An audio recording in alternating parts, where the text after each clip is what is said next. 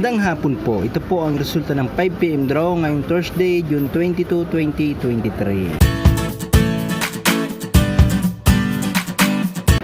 Para sa 2D Lotto, 6, 4 in exact order.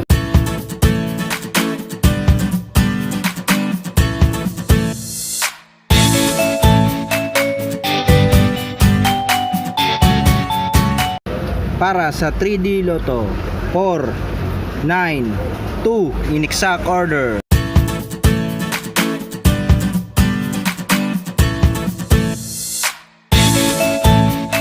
Congratulations po sa lahat ng mga winners. Pa-like and subscribe na lang po ng video ito para lagi kang updated sa mga bagong lotto result.